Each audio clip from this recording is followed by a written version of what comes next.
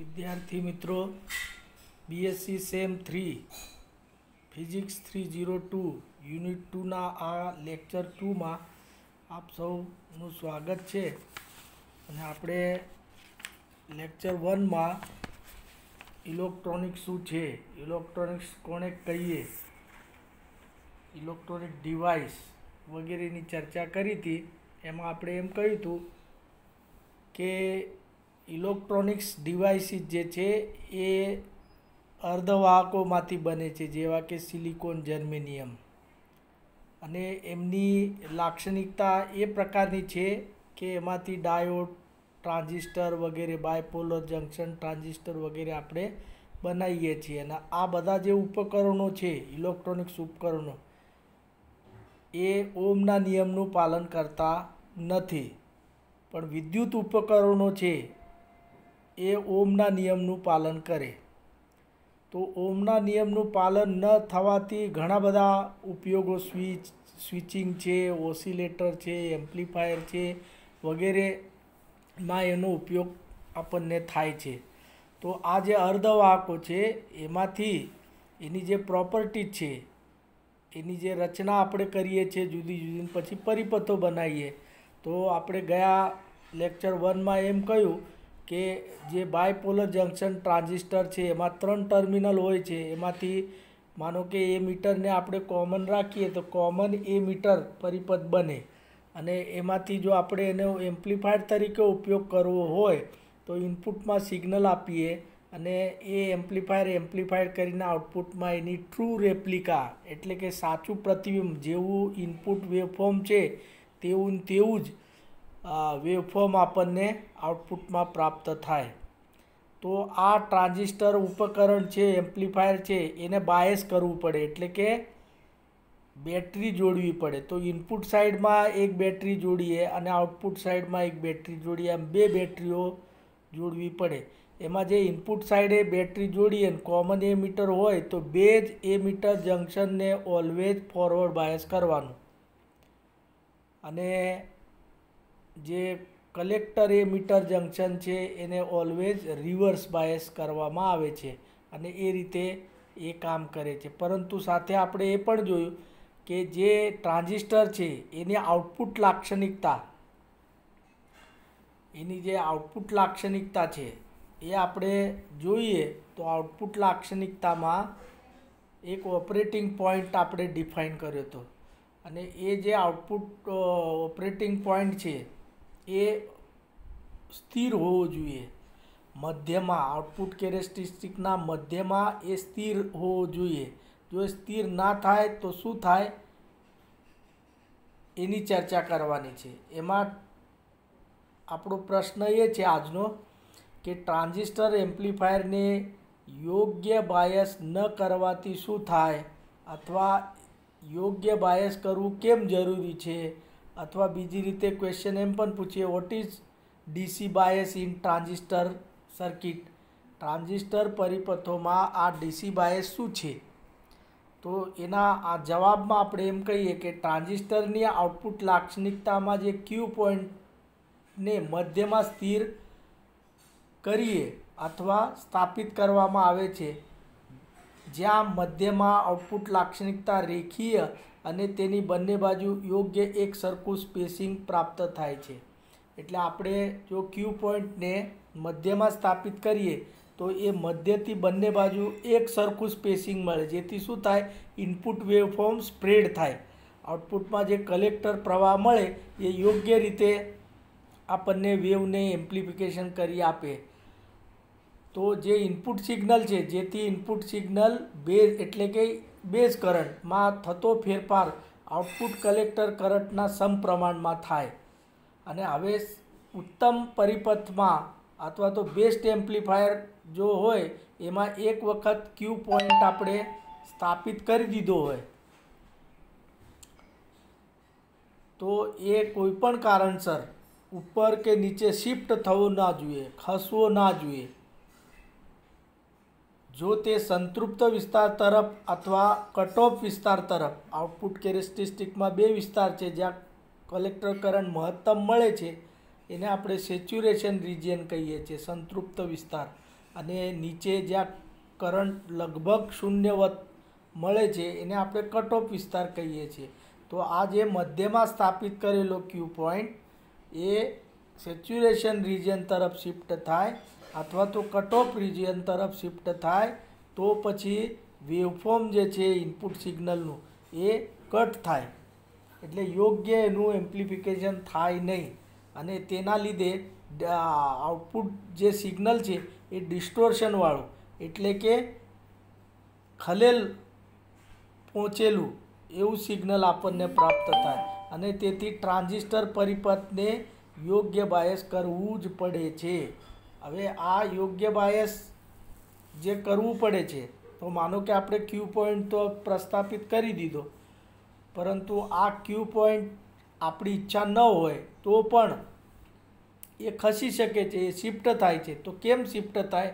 તો આપણો બીજો પ્રશ્ન છે આ ક્યુ પોઈન્ટની સ્થિરતા પર અસર કરતા પરિબળો સમજાવો અથવા એ કયા કયા પરિબળો છે કે જેના કારણે આ ક્યુ પોઈન્ટ શિફ્ટ થાય. તો ક્યુ પોઈન્ટ શિફ્ટ કેમ થાય?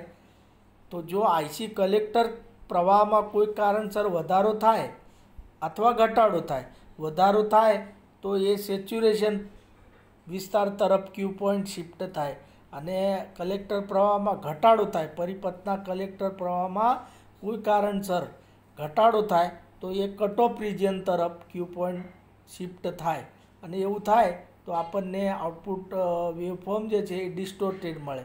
તો આ ક્યુ પોઈન્ટની સ્થિરતા પર અસર કરતા મુખ્ય બે પરિબળો છે. એક તો ટ્રાન્ઝિસ્ટર યુનિટની બદલી કરવાથી અને બીજું છે તાપમાનમાં ફેરફાર થવાથી. એટલે કે ધારો કે આપણી પાસે એક પરિપથ છે, એમાં આપણે ટ્રાન્ઝિસ્ટર BC109 આ નંબરનો આ કંપનીનો ટ્રાન્ઝિસ્ટર યુઝ કર્યો અને એમાં કોઈ કારણસર આપણને બદલવો પડ્યો અને એ ટ્રાન્ઝિસ્ટર કાઢી લઈએ અને BC109 એ જ નંબરનો સેમ કંપનીનો ટ્રાન્ઝિસ્ટર ત્યાં જોડીએ તો જે બીટા છે એમાં ફેરફાર થઈ જાય. કેવી રીતે એ હું તમને સમજાવું છું. તો ટ્રાન્ઝિસ્ટરનો પ્રકાર એનો એ જ હોય, નંબર એનો એ જ હોય, પણ યુનિટ બદલ્યું કહેવાય. એટલે ટ્રાન્ઝિસ્ટરનો જે પીસ છે એ આપણે બદલ્યો, એ બદલવાથી શું થાય, એનો આલ્ફા છે, કારણ કે પહેલાંના જમાનામાં આ જે ટ્રાન્ઝિસ્ટર છે મેન્યુઅલી બનાવતા હતા એટલે એના મટીરિયલ પર આધારિત આલ્ફા જે છે એ 1 કરતાં નાનો હોવો જોઈએ, એ તો બરાબર છે, પરંતુ નાનો હોય તો માનો કે પહેલાં આપણે જે ટ્રાન્ઝિસ્ટર યુનિટ વાપર્યું છે એનો આલ્ફા 0.98 છે, તો પછી શું થાય, તો એમાં બીટાનું મૂલ્ય આપણને કેવી રીતે મળે? તો beta is equal to alpha upon 1 minus alpha. એમાં સબસ્ટિટ્યૂટ કરીએ આપણે આલ્ફાનું મૂલ્ય તો બીટાનું મૂલ્ય 49 આપણને પ્રાપ્ત થાય. બીટા એ વોલ્ટેજ ગેઇન છે અને આલ્ફા એ કરંટ ગેઇન છે, તો 49 મળે. હવે માનો કે કોઈ કારણસર આપણને એ ટ્રાન્ઝિસ્ટર સેમ પ્રકારનો છે, BC109નો પહેલાં ઉપયોગ કર્યો તો એ જ ટ્રાન્ઝિસ્ટર એ જ કંપનીનો, પણ યુનિટ બદલ્યું અને એનો આલ્ફા 0.99 હોય, એટલે કે 0.1%નો જ ચેન્જ હોય આલ્ફામાં. તો બીટામાં કેટલો ચેન્જ થાય? તો ફરીથી એ સૂત્રમાં આપણે આલ્ફાનું મૂલ્ય મૂકીએ તો બીટાનું મૂલ્ય 99 મળે, એટલે લગભગ ડબલ બીટા થઈ જાય. હવે જો બીટાનું મૂલ્ય ડબલ થઈ જાય તો શું થાય? તો નીચેનું સૂત્ર જે છે ટ્રાન્ઝિસ્ટરમાં કલેક્ટર પ્રવાહનું, IC equal to beta IB plus 1 plus beta ICO. ICO A leakage current છે. હવે બીટાનું મૂલ્ય ડબલ થઈ ગયું એટલે જે લીકેજ પ્રવાહ છે 1 પ્લસ બીટાનો મલ્ટીપ્લાય થાય છે એટલે એ ડબલ થઈ જાય, ઘણો બધો વધી જાય અને તેથી આઈસીમાં વધારો થાય અને આમે બીટામાં વધારો થાય એટલે કલેક્ટર પ્રવાહમાં વધારો થવાનો છે અને કલેક્ટર પ્રવાહમાં વધારો કે ઘટાડો થાય એટલે આપણે કહ્યું છે કે ક્યુ પોઈન્ટ શિફ્ટ થાય.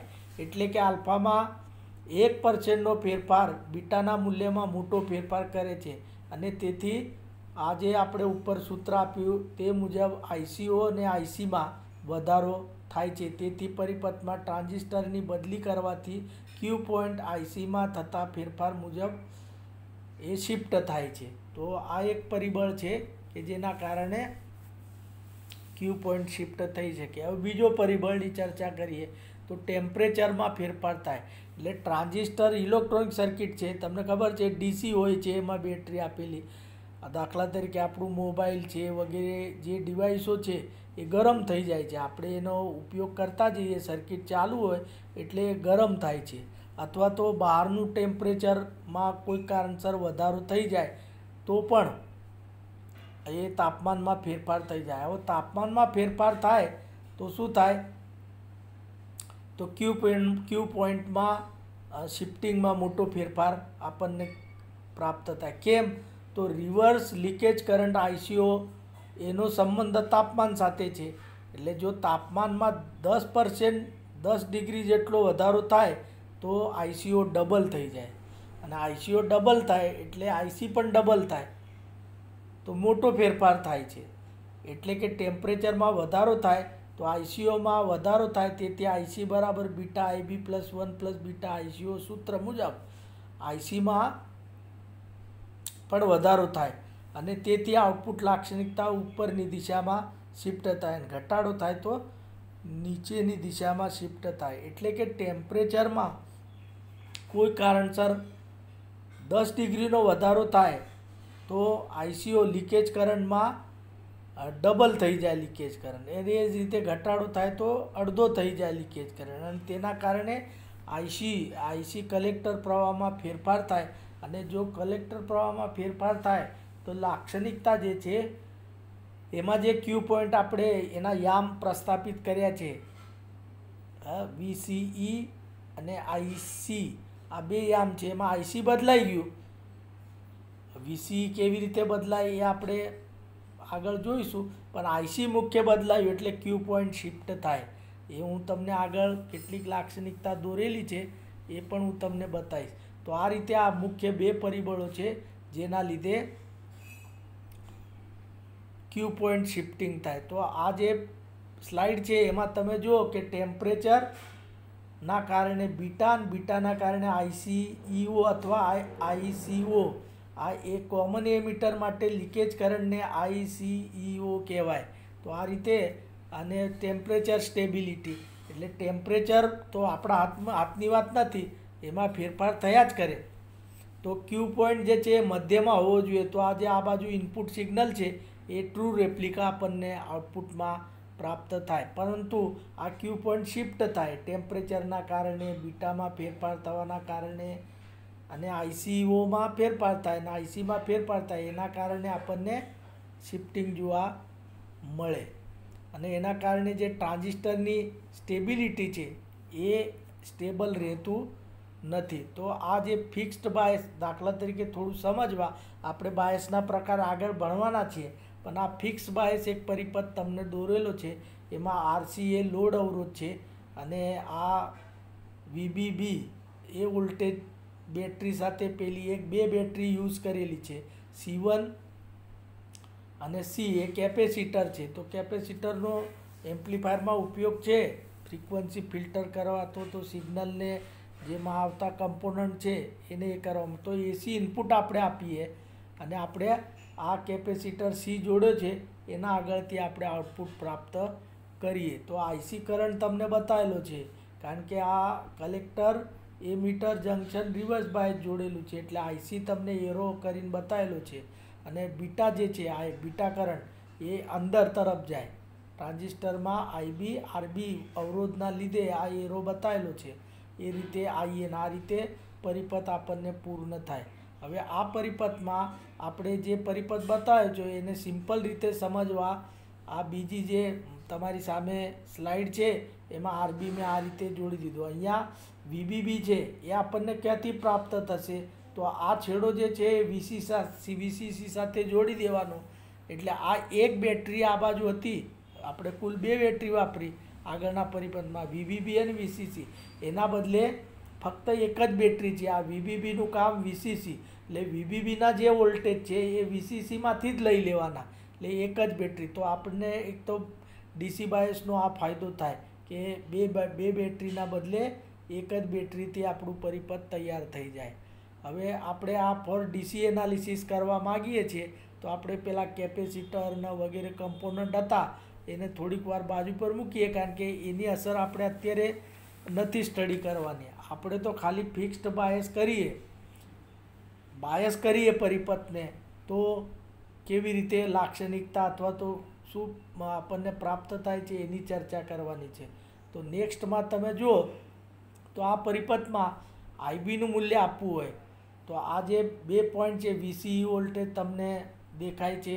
બેઝ અને એમીટર વચ્ચેના વોલ્ટેજને આપણે વીબીઈ કહીએ છીએ. આઈબી કરંટ આ જે છે આપણને વીસીસી બેટરીમાંથી એ વીબીબી બેટરીનો જે વોલ્ટેજ છે એ વીસીસી બેટરી જ પૂરી પાડશે અને એમાંથી આપણને આઈબી કરંટ મળે અને એ ફોરવર્ડ બાયસ થઈ જાય.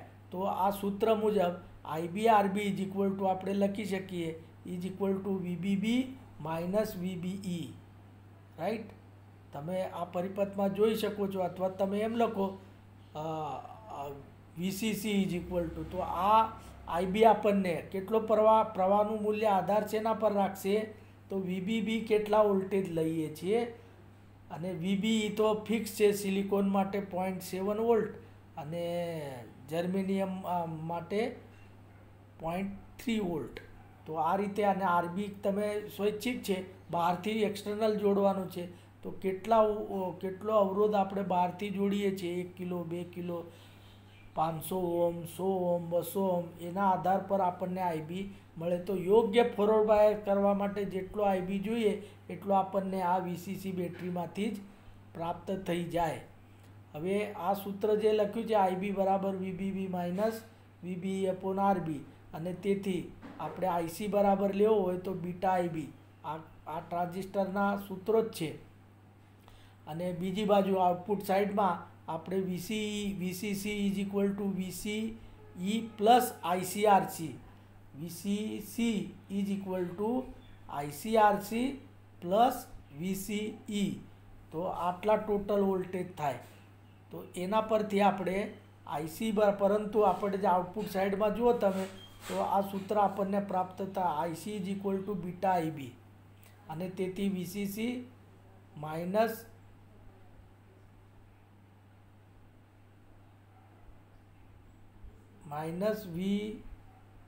VBE minus VCC is equal to 0 થાય. એટલે આમાં આપણે કિર્ચોફનો નિયમ એપ્લાય કર્યો. VCC is equal to VCE એમાંથી બાદ થાય અથવા તો VCC is equal to VCE plus એ પહેલાં જે આરસી જે છે એમાંથી આઈસી કરંટ પસાર થાય એટલે વીઆરસી એટલે આઈસીઆરસી એટલો પ્રવાહ આપણને પ્રાપ્ત થાય. હવે આઉટપુટ સાઈડમાં આપણે આ સૂત્રને એડજસ્ટ કરીએ અને તો વીસીસી માઇનસ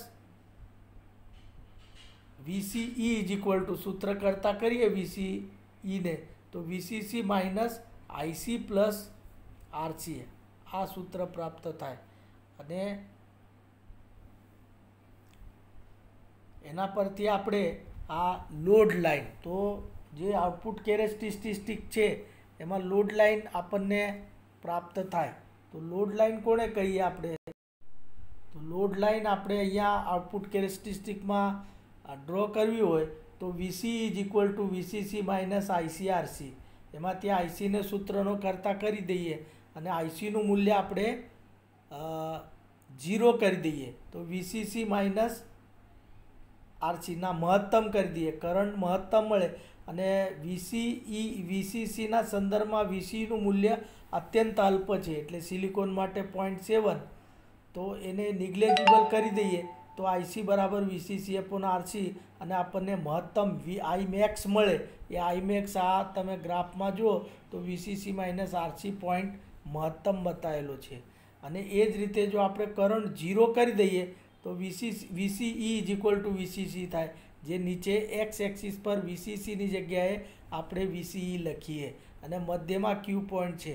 તો આ 2 પોઈન્ટ આપણને મળ્યા VCC minus RC IC maximum point અને આઈસી 0 પોઈન્ટ. આઈસી 0 પોઈન્ટ એટલે વીસીઈ વોલ્ટેજ આપણને પ્રાપ્ત થાય. આ 2 બિંદુઓને આપણે જોડી દેવાથી જે રેખા મળે એને આપણે લોડ લાઈન કહીએ છીએ. હવે આ લોડ લાઈનમાં જ્યાં આઉટપુટ કેરેક્ટરિસ્ટિક જ્યાં કટ થાય છે એટલા બધા જ ક્યુ પોઈન્ટ આપણને પ્રાપ્ત થાય આઈબીના મૂલ્ય મુજબ. આઈબીનું મૂલ્ય બદલાયું એટલે સમજવાનું, આઈબીનું મૂલ્ય બદલાવ એટલે લાક્ષણિકતામાં સેચ્યુરેશન કરંટ વધતો જાય અને એ રીતે લોડ લાઇનમાં એ જે ક્યુ પોઈન્ટ છે એ શિફ્ટ થતો જાય.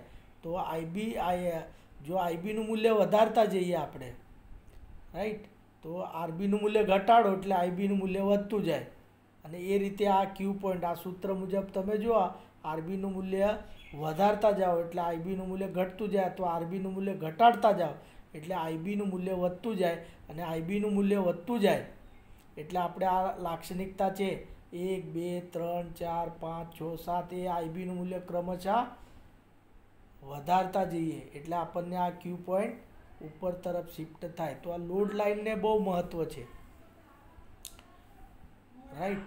તો હવે નેક્સ્ટ સ્લાઇડમાં આ રીતે જો જુદા જુદા સેચ્યુરેશન કરંટ આઈસી પ્રવાહ જો બદલાતો રહે તો આ પીળી લાઈન છે, લીલી લાઈન છે અને એક ત્રીજી લાઈન છે. તો એમાં તમે જુઓ કે લોડ લાઈન શિફ્ટ થાય અને લોડ લાઈન સાથે એના જે ક્યુ પોઈન્ટ છે એ પણ શિફ્ટ થાય, રાઈટ. તો આ તમારે આ ધ્યાન રાખવાનું છે. આરસી ટુ આરસી આ મોટા જેમ જેમ આપણે આ જે લોડ અવરોધ છે ને એનું મૂલ્ય બદલવાથી પણ આપણને આ લોડ લાઇનમાં ફેરફાર જોવા મળે. હવે માનો કે આ ક્યુ પોઈન્ટ લોડ લાઇન સાથે કેવી રીતે ફેરફાર થાય, તો આ સૂત્ર તમારી આપણે આગળ જે તારવ્યું છે VC equal to VCC minus ICRC, એમાં આ મૂલ્ય મૂકીએ. માનો કે બીટાનું મૂલ્ય 100 છે, બીટાનું મૂલ્ય 100 છે, બીટાનું મૂલ્ય 100 છે અને જે કલેક્ટર કરંટ છે એ માનો કે 50 થી 200 વચ્ચે ફેરફાર થાય. વીસીસીનું મૂલ્ય 10 વોલ્ટ છે અને આરસીનું મૂલ્ય માનો કે 1.5 કિલો ઓહમ જેટલું રાખવામાં આવે છે. તો ઉપરના સૂત્રમાં આ બધી કિંમતો મૂકવાથી આઈસીનું મૂલ્ય જે છે એ આપણને માનો કે 300 મિલી એમ્પિયર જેટલું આપણને પ્રાપ્ત થાય છે. તો 300 મિલી એમ્પિયર જેટલું કરંટ 3 મિલી એમ્પિયર જેટલો કરંટ પ્રાપ્ત થશે. તો એ 3 મિલી એમ્પિયર જેટલો કરંટ છે અને સામે વીસીનું મૂલ્ય કેલ્ક્યુલેટ કરીએ તો માનો કે 5.5 વોલ્ટ આવે છે. તો આ મૂલ્ય આપણે આ રીતે બીજું ઉદાહરણ લઈએ અને એ રીતે આઈસીનું મૂલ્ય 1.5 મિલી એમ્પિયર મળ્યું અને વીસી વોલ્ટેજ 7.75 વોલ્ટ મળ્યું. તો અહીંયા તમે જુઓ કે આ જે સ્લાઇડ છે એમાં 7.75 વોલ્ટ વીસીનું મૂલ્ય એટલે ક્યુ પોઈન્ટ નીચે તરફ આવી ગયો અને કરંટ 1.5 મિલી એમ્પિયર છે તેને અનુરૂપ કરંટ વાય એક્સિસ પર આપણે બતાવી શકીએ. તો આ ક્યુ પોઈન્ટ આ રીતે ફેરફાર થઈ જાય. તો ક્યુ પોઈન્ટ ફેરફાર બીટાના લીધે પણ થાય. બીટાનું મૂલ્ય 50 લીધું તો એ ક્યુ પોઈન્ટ નીચે આવી ગયો અને પહેલાં બીટાનું મૂલ્ય આ જે સ્લાઇડ હતી એ સ્લાઇડમાં બીટાનું મૂલ્ય જે બતાવ્યું હતું 5.5 વોલ્ટ વીસીનું મૂલ્ય તો મધ્યમાં હતું. તો બીટાનું મૂલ્ય 100 હતું તો બીટાનું મૂલ્ય ચેન્જ થાય. તો આ રીતે લાક્ષણિકતામાં લોડ લાઇન પર ક્યુ પોઈન્ટ શિફ્ટ થાય.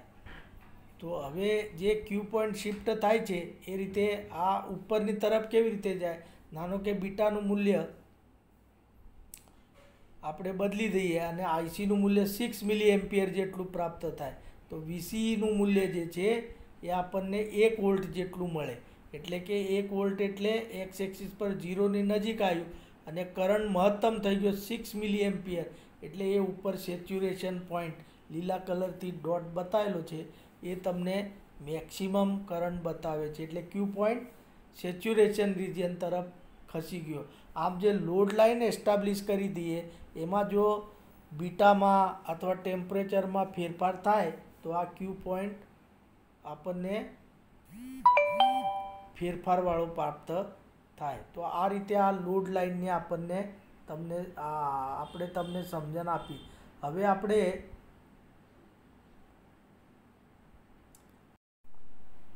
ટૂંકમાં ગુડ સર્કિટ ડિઝાઇન માટે Q point once are established on at a center point of the output characteristic, it should not be changed due to any reason. Right, તો આપણે જે પરિબળો discuss કર્યા આપણે કે કોઈ ટેમ્પરેચર છે, યુનિટની અદલા બદલી કરવાથી બીટામાં ફેરફાર થાય, બીટામાં ફેરફાર થવાથી લીકેજ કરંટમાં ફેરફાર થાય, લીકેજ કરંટમાં ફેરફાર થવાથી કલેક્ટર પ્રવાહમાં ફેરફાર થાય, એના લીધે ક્યુ પોઈન્ટ જે છે એ લોડ લાઇન પર સેચ્યુરેશન રિજન તરફ અથવા કટ ઓફ રિજન તરફ શિફ્ટ થાય. ને એવું જો થાય તો આપણને આઉટપુટ જે છે એ ટ્રુ રેપ્લિકા પ્રાપ્ત થાય નહીં. હવે માનો કે આપણે આ જે છે એ ક્યુ પોઈન્ટ ફિક્સ કરવો છે. માનો કે આપણા હાથમાં નથી, ટેમ્પરેચરને સ્થિર રાખવું આપણા હાથમાં નથી, યુનિટ બદલવા પડે એ પણ આપણને અનિવાર્ય છે. તો પછી એમ કરવા છતાં પણ ટેમ્પરેચરમાં વધારો ઘટાડો થાય તો પણ એવી કેવી રીતે સર્કિટ કરીએ જેથી કરીને ક્યુ પોઈન્ટ સ્થિર રહે? તો એને ડીસી બાયસ પરિપથ કહેવામાં આવે છે. અને એ જુદા જુદા પ્રકારના બાયસ પરિપથો છે. તો એમાં હું તમને નામ આપું છું. એમના આજના લેક્ચરમાં આપણે ખાલી નામ આપીશું અને ત્યારબાદ સ્ટેબિલિટી ફેક્ટર ડિફાઇન કરશું. સ્ટેબિલિટી કોને કહેવાય? તો અત્યારે મેં જેટલું ડિસ્કશન કર્યું એમાંથી તમને સાર આવ્યું હશે કે આઈસીઓ લીકેજ પ્રવાહમાં જો ફેરફાર થાય તો આઈસીમાં ફેરફાર થાય. તો આપણે મેથેમેટિકલી એને લખવું હોય તો del IC upon del ICO, આને કહેવાય સ્ટેબિલિટી. આ જો ગણી કાઢીએ આપણે, નક્કી કરીએ ડેલ આઈસી એટલે કલેક્ટર પ્રવાહમાં થતો ફેરફાર ભાગ્યા લીકેજ પ્રવાહમાં થતો ફેરફાર, એ સ્ટેબિલિટી આપે આપણને. તો સ્ટેબિલિટી ફેક્ટર જે છે એ જેટલો નાનો હોય, એકની નજીક હોય, એ સૌથી સારી સર્કિટ કહેવાય. એસનું મૂલ્ય 1 ક્યારે આવે? જો આઈસીમાં જેટલો ફેરફાર થાય, વધારો થાય, માનો કે કલેક્ટર પ્રવાહમાં જેટલો વધારો થયો એટલો ઘટાડો જો આઈસી ઓમાં કરી દઈએ આપણે, અથવા એ રીતે જે ટ્રાન્ઝિસ્ટર પરિપથનું કલેક્ટરનું સૂત્ર છે, કલેક્ટર પ્રવાહનું સૂત્ર છે, એને આપણે એ રીતે વધઘટમાં ચેન્જ કરી દઈએ તો આપણને એ સ્થિર ક્યુ પોઈન્ટ શિફ્ટ રહે. રાઈટ, તો આપણે એ નેક્સ્ટ લેક્ચરમાં જોઈશું. તો સ્ટેબિલિટી ફેક્ટરની વ્યાખ્યા આપીશું અને એ જે પરિપથ બનાવીએ એનો એસનું મૂલ્ય stability factor S is equal to delta IC upon delta ICO એ ગણી કાઢીએ અને એ જેટલો એકની નજીક આવે એ સર્કિટ સારી કહેવાય. એટલે બાયસના પ્રકાર કેટલા? તો 2-4 પ્રકારના બાયસ છે. એમાં જે પહેલું બાયસ છે એને આપણે ફિક્સ્ડ બાયસ પરિપથ કહીએ છીએ. તો આપણે એનો પરિપથ દોરીશું, રાઈટ, એને સમજાવીશું પરિપથમાં ક્યાંથી આઈબી કરંટ કેવી રીતે મળે છે, એના ફાયદા ગેરફાયદા એની ચર્ચા કરવાની અને સ્ટેબિલિટી ફેક્ટર ગણી કાઢવાનો અને એના પરથી આપણે કહી શકીએ કે આ કેટલા ટકા સ્ટેબિલિટી આપે છે અથવા કેટલું છે. બીજું છે કલેક્ટર ટુ એમીટર બાયસ. એક આ બીજો પરિપથ છે, right, collector to emitter bias. તો એના માટે પણ આપણે સર્કિટ ડ્રો કરીશું. કેવી રીતે આપણે આઈબીને મેન્ટેન કરીએ છીએ, આઈસીમાં વધારો થાય તો આઈબીમાં ઘટાડો થાય એવું આપણે કેવી રીતે મેન્ટેન કરી શકીએ, રાઈટ. તો આપણે એ ક્યુ પોઈન્ટ સ્થિર રાખી શકીએ. તો આ બીજું બાયસ છે, કલેક્ટર ટુ એમીટર બાયસ. અને ત્રીજો બાયસ પરિપથ છે એને આપણે એમીટર બાયસ પરિપથ કહીએ છીએ, રાઈટ. તો એ પણ આપણે ત્રીજી પરિપથ જોઈશું. અને જે ચોથું પરિપથ છે એ વોલ્ટેજ ડિવાઈડર અથવા તો યુનિવર્સલ બાયસ પરિપથ. તો એ બેસ્ટ બાયસ છે અને દરેકમાં આપણે સ્ટેબિલિટી ફેક્ટર એસની ગણતરી કરીશું. તો ફિક્સ્ડ બાયસમાં એસ કેટલો આવે છે, કલેક્ટર ટુ એમીટર બાયસમાં એસ કેટલો આવે છે, કલેક્ટર એમીટર બાયસમાં એસ કેટલો આવે છે અને વોલ્ટેજ ડિવાઈડર પરિપથમાં એસ કેટલો આવે છે. અને જેમાં એસનું મૂલ્ય અત્યંત નીચું આવે એટલે એકની નજીક આવે એ બેસ્ટ બાયસ કહેવાય. તો આપણે આગળ દરેકના પરિપથ, એની રચના, એનું કાર્ય, સ્ટેબિલિટી ફેક્ટર મેળવવાનો અને એના પરથી એની પર અસર કરતા પરિબળો અને પરિપથમાં કેવી રીતે આપણે જોડાણ કરીએ કે જેથી કરીને આપણને સ્ટેબિલિટી ફેક્ટર 1ની નજીક મળે, એટલે કે ક્યુ પોઈન્ટ લોડ લાઇન પર મધ્યમાં સ્થિર થાય એવો પ્રયાસ કરવાનો.